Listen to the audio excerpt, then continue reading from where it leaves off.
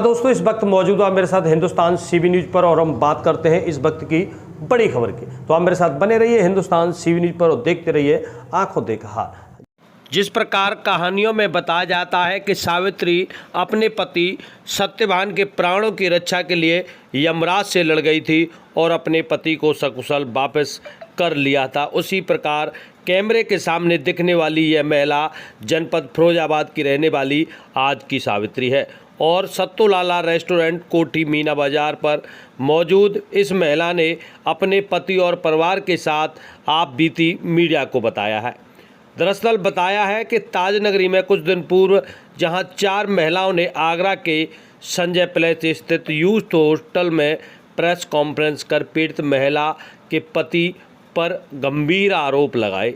गबन के आरोपी की पत्नी का कहना है कि इस घटना के बाद पूरा परिवार सदमे में आ गया है और आत्महत्या के कगार तक पहुंच चुका था। महिलाओं का कहना था कि उनके पति ने एफबी के जरिए उच्च परिवारों की महिलाओं से दोस्ती की, मानसिक शारीरिक शोषण किया, ब्लैकमेलिंग की। जनपद आगरा के रकाबगंज थाने में पीड़ित महिलाओं की तहरीर पर इसके पति के खिलाफ धारा 406 यानी गबन का मुकदमा भी दर्ज हुआ। बताया है कि 4 दिन पूर्व 4 महिलाओं द्वारा आयोजित प्रेस वार्ता की बात अब आपको बताते हैं कि मंगलवार को किस प्रकार यहाँ सब कुछ हुआ था। पीड़ित की पत्नी का आरोप है कि उनके पति के खिलाफ मुकदमा दर्ज कराने वाली महिलाएं एक साजिश के तहत रैकेट का संचालन कर रही हैं। भोले भाले युवाओं को फेसबुक, मैसेंजर और अन्य सोशल मीडिया के माध्यम से अपने मोह जाल में फंसाती हैं। फ़ोटो और वीडियो के माध्यम से ब्लैकमेल का कार्य शुरू हो जाती है। पीड़ित महिला का कहना है कि मीडिया के सामने कुछ दस्तावेज भी रखे हैं। यहाँ पीड़ित महिला का कहना है कि आरोप लगाने वाली 4 महिलाओं में से एक महिला दिल्ली पुलिस में शिकायत की थी, जिसका 2.5 लाख रुपए लिखा पढ़ी में समझौता हुआ। इसके बाद अब एक और शिकायत दर्ज हुई जिसमें 7.5 लाख रुपए लिखा पढ़ी में समझौता हुआ है। इस प्रकार पीड़ित की पत्नी का कहना है कि रुपए ऐंठने का यह सिलसिला अभी रुका नहीं है, बदस्तूर जारी है और 4 महिलाओं में से एक महिला ने फिर एसपी सिटी आगरा के यहाँ लिखित शिकायत की है, जिसकी जांच और समझौते के एवज में महिला ने लिखा पढ़ी में 26.5 लाख रुपए रकम वसूली है। पैसे की मांग पूरी न होने पर इस महिला के पति पर रकाबगंज थाने में अभियोग पंजीकृत कराया गया है।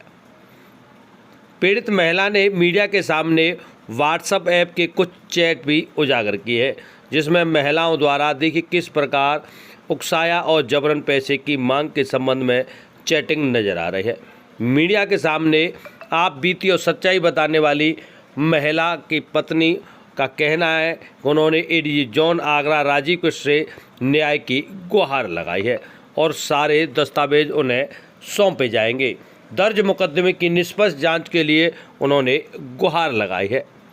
इस कहानी में सब गोलमाल है, दोनों ओर से आरोप और प्रत्यारोप है। एक तरफ मुकदमा दर्ज है तो दूसरी तरफ आरोपी पर दर्ज मुकदमे में उनकी पत्नी ने मीडिया के सामने दस्तावेज सौंपकर खलबली मचा दी है। पर अब देखना होगा इस मामले में आगरा पुलिस क्या कार्रवाई करती है और देखना होगा आज की ये सावित्री अपने पति की रक्षा किस प्रकार कर पाती है। आजकल आप लोगों ने सुना होगा हनी ट्रैप, ये जो मेरा केस है कुछ इसी तरीके से है। ये 4-5 महिलाओं का एक संगठित गिरोह है जो दिल्ली से लेकर आगरा तक चलता है। इसमें नीना दास नाम की एक लड़की है, औरत है जिसकी आयु कम से कम लगभग 50 से 55 वर्ष होगी, जो दिल्ली में रहती है। इसने मेरे पति से फ्रेंडशिप पे फेसबुक पे फ्रेंड रिक्वेस्ट भेजी, जिसके बाद इनकी फ्रेंडशिप हुई। फ्रेंडशिप होने के बाद इन दोनों के अच्छे संबंध बने। धीमे धीमे करके इन दोनों की बातें स्टार्ट हुई। बाद में नीना दास ने मेरे पति को ब्लैकमेल करके 2.5 लाख रुपए अपने पति के साथ स्टाम्प पे लिखवा कर लिए थे, जो मेरे पास एविडेंस है। जो मेरे पास लिखित में एविडेंस है कि हाँ, इनकी जो भी 2.5 लाख लिए हैं इन्होंने लिखा पढ़ी में लिए हैं। उसके बाद इन्होंने दिल्ली में विवेक विहार में एक झूठी तहरीर थी जिसमें इन्होंने मेरे पति पर झूठा आरोप लगाया, जिसकी वजह से इन्होंने परिवार की झूठा आरोप लगाया और मेरे पति को बोला कि ये मुझे ब्लैकमेल करता है, मेरी गंदी फ़ोटोज़ हैं, इसके पास मेरी वीडियो है जिसके द्वारा ये मुझे ब्लैकमेल कर रहा है। उसके बाद जब हमें पता चला कि इन्होंने वहाँ पे एक झूठी तहरीर दी है, हमें बुलाया गया। उसके बाद हम वहाँ पे गए, हमें जब वहाँ जाके पूरी स्टोरी पता चली तो नीना दास का बोलना था कि इसके पति ने मुझे ब्लैकमेल किया है।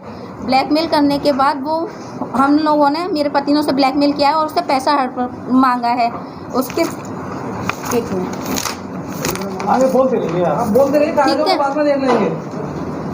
ज़बरदस्ती वसूल किए थे। उसके बाद उन्होंने वहाँ पे एक तहरीर दी झूठी। जब हमें पता चला तो हम वहाँ पे गए, सामाजिक इज्जत की खातिर और मेरे पति की बदनामी ना हो, उनकी इज्जत बनी रहे, इसके खातिर हमने थाने में जाके समझौता किया। जो समझौता हुआ वो 7.5 लाख रुपए का था, जिसकी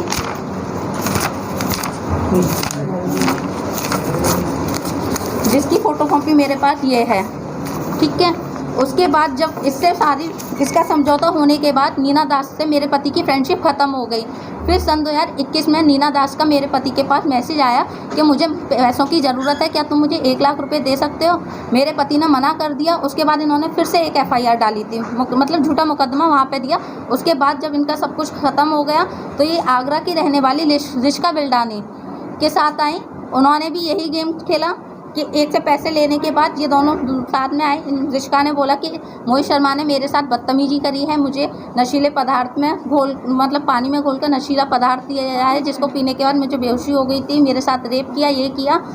ऐसे ही रिश्का ने भी पहले तो हम लोगों से मेरे पति से पैसे लिए कि अगर तुम मुझे नहीं बताओगे तो तुम मेरा ये कर दोगे, वो कर दोगे, तो मैं तुम्हारे खिलाफ़ कंप्लेन कर दूंगी। समाज के डर की वजह से और जेल जाने की डर की वजह से मेरे पति ने इनको एक बार में 2.5 लाख रुपए, दूसरी बार में इनके पति के सामने 7.5 लाख रुपए दिए थे। उसके बाद में रिश्का ने SP सिटी ऑफिस में एक झूठी तहरीर दी। वहाँ पर जाके हमारा समझौता हुआ। उस समझौते की तब रिश्का ने सारे एविडेंस, सारी जो भी हुए थे वो ये हैं, ये 2 लाख रुपए का। यहाँ पे रिश्का ने खुद स्वीकृति दी है कि अब मेरा कोई लेन देन नहीं है, अब ये मामला ख़त्म हो गया। जब इन लोगों का ये मैटर ख़त्म हो चुका है तो अब ये इन पर किस बात का केस है।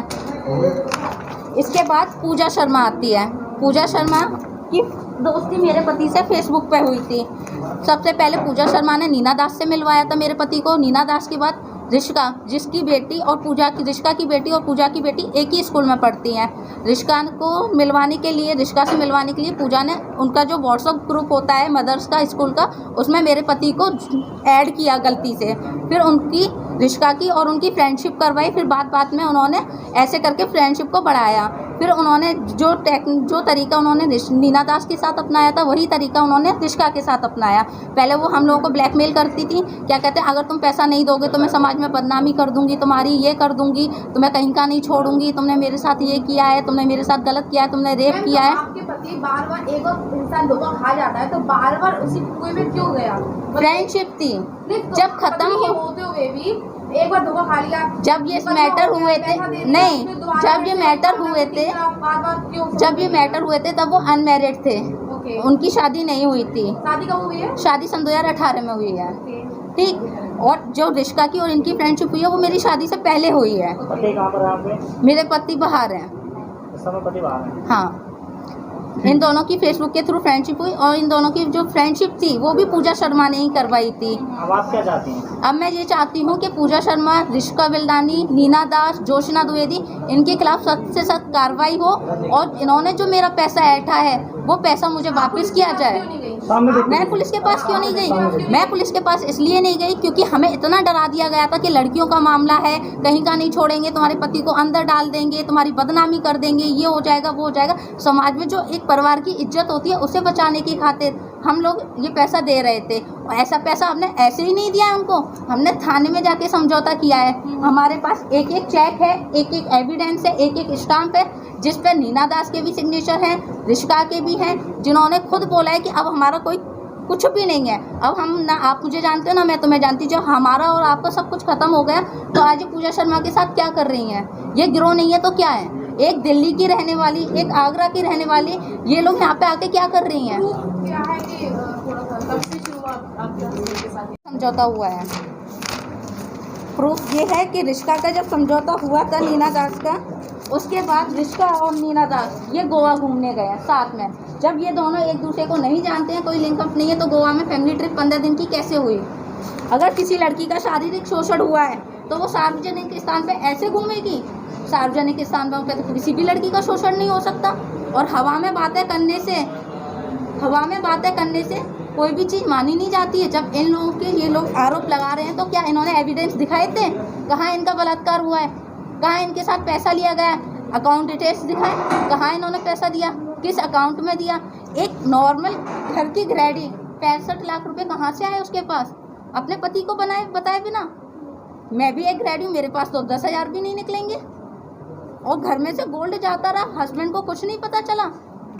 इन सब में इनके हस्बैंड भी मिले हुए हैं। और पूजा शर्मा जो है, इनके हस्बैंड, इतना मुझे मेंटली टॉर्चर दिया है इसने कि कभी मुझे बोलता है कि मैं एसपी ऑफिस से बोल रहा हूँ, कभी बोलता है कि मैं सीओ ऑफिस से बोल रहा हूँ, कभी बोलता है कि इस केस में माननीय एसपी सिंह बघेल जी इन्वॉल्व है, ठीक है, मोएबी रानी मौर्य जी इन्वॉल्व है। और मुझे धमकी दी, ये देखो। मैम कहानी समझ में नहीं आ रही। कोई आप एक बार गैंग में फंस जाता है, समझौता हो जा रहा है, फिर उसके बाद फिर से गैंग में फंस जा रहा है, फिर समझौता हो जा रहा है, फिर से गैंग में। मेरे फादर इन लॉ ने अपना प्लॉट बेचा, अपनी सरकारी फंड निकाला, उसके भी एविडेंस है मेरे पास। मैडम ये बताइए, क्या आप पर उनके पैसे थे? कहाँ है? वही तो मैं आपसे पूछ रही हूँ। फिर आपने पैसे दिए थे? क्योंकि उन्होंने एप्लीकेशन ऐसी डाली थी कि बलात्कार किया है, समाज को मुँह दिखाने के लायक नहीं छोड़ेंगे, हम तुम्हारे लड़के को ये करवा देंगे, वो करवा देंगे। क्या एविडेंसेस क्या प्रूफ? किसने? उसने क्या बताया? आपने उस आरोप को कम करने के लिए पैसे दिए हैं? उस आरोप को कम नहीं, एक समाज में जो इज्जत बची हुई है, मेरे बाबूजी के इकलौते बेटे हैं, वो जेल ना चले जाएं, इस डर की वजह से हमने ये पैसे दिए थे। और ये पैसे हमने ऐसे ही नहीं दिया, ऑन रिकॉर्ड है, एसपी सिटी सर के सामने समझौता हुआ है, सारे एविडेंस है मेरे पास। और ये पूजा शर्मा, अगर इनके साथ बलात्कार हुआ है या रेप हुआ है तो ये मुझे धमकी देती है कि 25 लाख रुपए दे के जा और अपने पति को लेके जा। मैं कुल मिला के ये चाहती हूँ कि प्रशासन से मुझे इतना चाहिए कि इन चारों के खिलाफ सख्त से सख्त कार्रवाई हो। इन्होंने जो मेरा पैसा ऐंठा है वो पैसा मुझे वापस मिले, और जो मेरे पति पर झूठा केस दर्ज किया गया है उसमें निष्पक्ष जांच हो। क्योंकि इन चरित्रहीन महिलाओं की वजह से आज मेरा परिवार आत्महत्या करने की कगार पर है, क्योंकि हम पूरी तरीके से बर्बाद हो चुके हैं। इस समाधान के लिए तो आपको अधिकारियों के पास जाना पड़ेगा, न कि प्रेस कॉन्फ्रेंस के जरिए आपको अधिकारियों के पास जाना। आपने केवल एक पक्ष सुना था, वो झूठा था, आपने नहीं सुना, और लोगों ने सुना था। और लोग आए थे, उन्होंने केवल एक पक्ष सुना था, लेकिन सच किसी को नहीं पता था। आज जब किसी मैंने इसलिए करवाई है क्योंकि आप लोगों के सामने सच आना जरूरी है।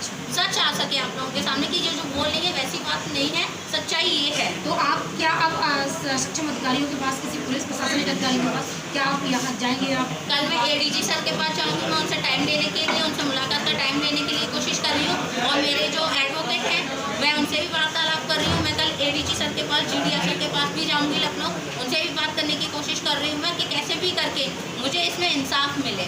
ठीक।